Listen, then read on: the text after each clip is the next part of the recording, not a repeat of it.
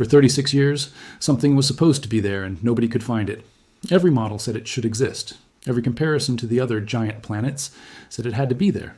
And every single attempt to actually see it had failed. Then, a space telescope built to look at galaxies, formed billions of years ago, turned its mirror toward the coldest, dimmest, most distant planet in our solar system. And it found something that, according to the physics everyone trusted, should have been too faint to detect at all. Neptune had a secret. And it had been hiding it since before most people alive today were born. This isn't speculation dressed up as mystery. The observations behind this come from NASA's James Webb Space Telescope, working with a research team led by Henrik Mellon, now at Northumbria University, alongside Heidi Hamel of the Association of Universities for Research in Astronomy and Leigh Fletcher of the University of Leicester. The findings were published in the peer-reviewed journal Nature Astronomy, backed by NASA's Goddard Space Flight Center. This is not internet speculation. This is confirmed, published science, and it rewrites something scientists thought they understood about our own solar system. Neptune has always been the planet astronomy left for last. It's the 8th planet from the Sun, over 30 times farther from it than Earth is, so distant that sunlight takes more than 4 hours to reach it. Only one spacecraft in history has ever visited, Voyager 2, on a single flyby in August 1989, and no mission has been back since. Everything humanity has learned about Neptune in the 36 years since has come from telescopes staring at it across billions of miles of empty space, trying to tease details out of a planet that shows up, even through the best instruments on Earth, as little more than a small, faint blue dot. That distance is exactly why this discovery took so long, and exactly why nobody was able to force the issue by simply looking harder. To understand why this matters, you first need to understand what an aurora actually is, because it's easy to picture the northern lights and assume every planet's version works the same way. Think of a planet's magnetic field like an invisible net wrapped around it. Charged particles streaming out from the sun get caught in that net, funneled down toward the planet's atmosphere, and when they slam into the gases up there, they release energy as light. That's an aurora.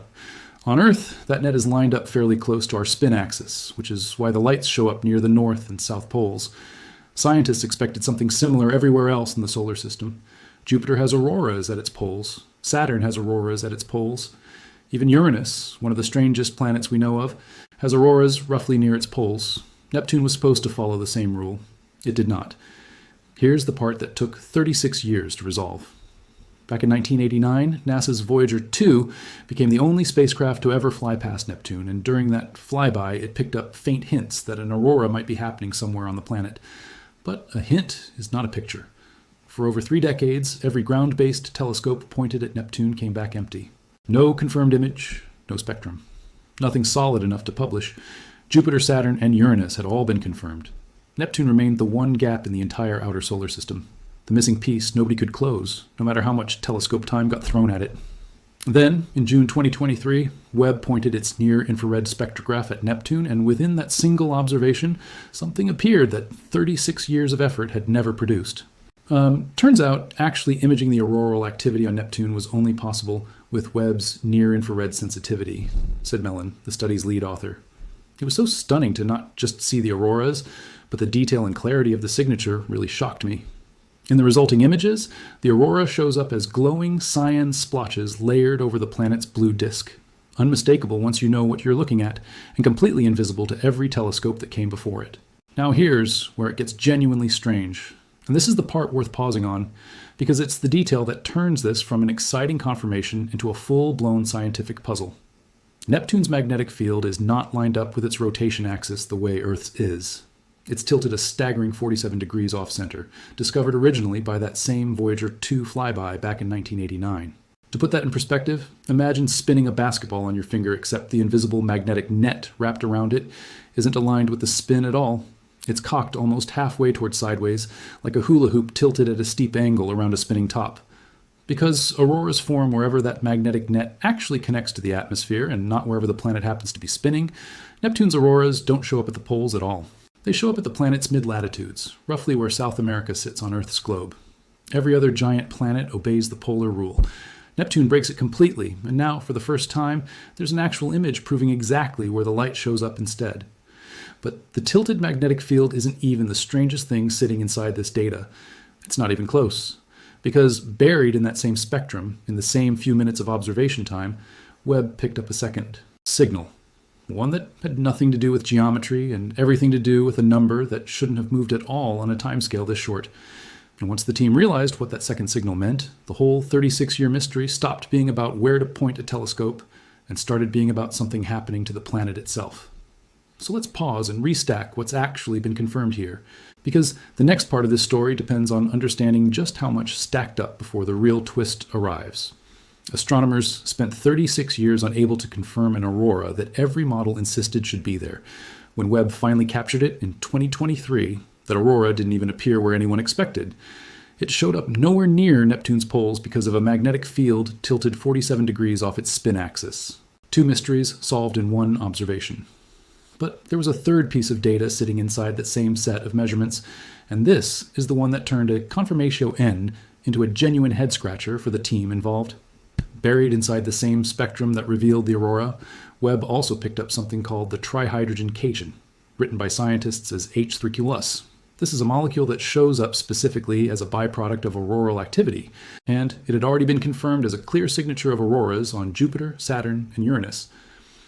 H3+ has been a clear signifier on all the gas giants, Jupiter, Saturn, and Uranus, of auroral activity.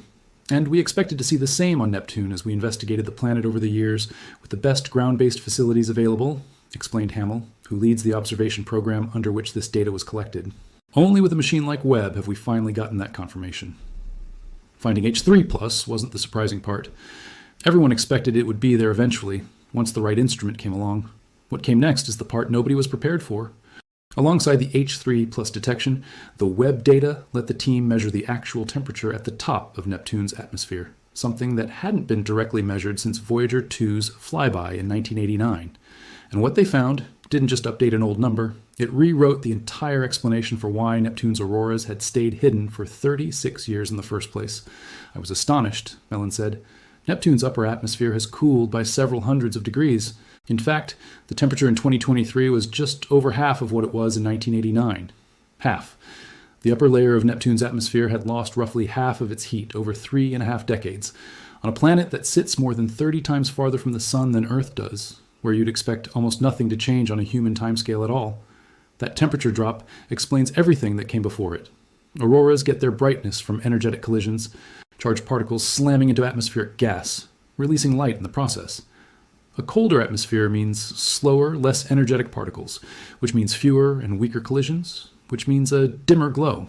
For 36 years, astronomers had been calculating exactly how bright Neptune's aurora should be, using temperature data collected by Voyager 2 back in 1989. Every one of those calculations was built on outdated numbers, because nobody knew the atmosphere had quietly cooled by hundreds of degrees in the decades since. They weren't failing to find something that was there all along and just hard to see. They were searching for a version of Neptune's aurora that, by the time they were looking, no longer matched the planet's actual physics. According to the old numbers, an aurora this faint should have been essentially undetectable with the equipment available. Webb saw it anyway. Think about what that actually means for a second. It means every prediction made about Neptune's aurora for over 3 decades, every calculation, every failed observing run, every grant proposal built around, we should be able to see this soon, was quietly wrong the entire time, not because the science was bad, but because the planet itself had changed underneath everyone's assumptions. Nobody was chasing a ghost. They were chasing an outdated version of a moving target, and the only reason anyone figured that out is because Webb happened to be sensitive enough to catch the aurora anyway, faint as it had become, and pull an actual temperature reading out of the same data. This is the part of the story that deserves an honest pause before going any further, because it would be easy to turn cooled by hundreds of degrees into something far more dramatic than the evidence actually supports. Nobody involved in this research is claiming Neptune is undergoing some kind of runaway climate collapse, and nothing here suggests instability that threatens the planet in any way. What the data shows is a single confirmed temperature comparison between one Voyager 2 measurement in 1989 and one Webb measurement in 2023, not a continuous decades-long dataset tracking every year in between. The team themselves describe this as the beginning of a research window, not the end of one. They're now hoping to observe Neptune across a full 11-year solar cycle to understand whether this cooling is part of a regular pattern tied to the sun's own activity, a longer-term trend unique to Neptune, or something else entirely. Right now, there are 2 solid data points and a very real mystery connecting them, not a fully mapped explanation. What makes this discovery matter beyond a single planet is what it says about how little we actually understand the outer solar system in general. Every one of the 4 giant planets, Jupiter, Saturn, Uranus, Neptune now has a confirmed aurora, but Neptune was the one holding out. The missing piece keeping planetary scientists from having a complete picture of how magnetic fields, solar wind, and atmospheres interact across the entire outer solar system.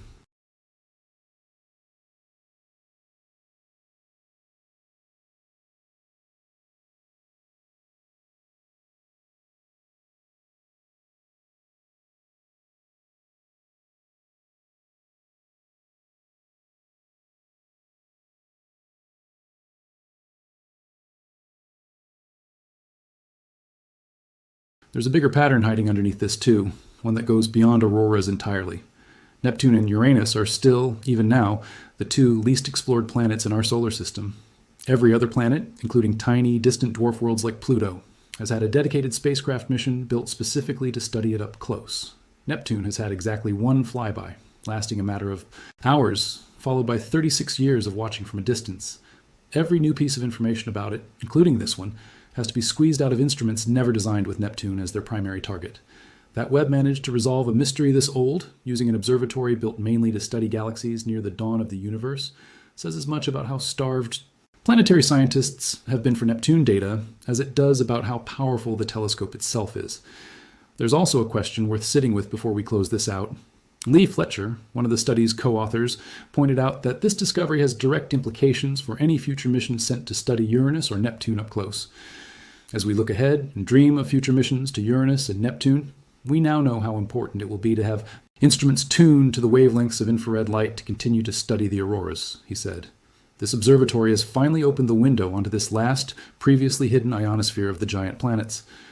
In other words, an instrument choice that might have seemed like a minor engineering detail on a future spacecraft could now determine whether an entire category of Neptune's atmosphere gets studied at all or stays hidden for another 36 years. It's worth ending where this story began. In 1989, Voyager 2 caught a fleeting hint of light on Neptune and then flew on, and ever to return, leaving behind a mystery nobody could resolve with the tools available at the time. 3.5 decades later, a telescope orbiting nearly 1 million miles from Earth, built primarily to study galaxies at the edge of the observable universe, turned its infrared eye toward that same distant, dimming planet and finally closed the loop Voyager left open. Neptune's atmosphere had grown colder and quieter in the years between those two visits, and the very thing that made its aurora harder to find is now one of the biggest open questions driving the next era of planetary science. So tell me in the comments, which part of this got you more?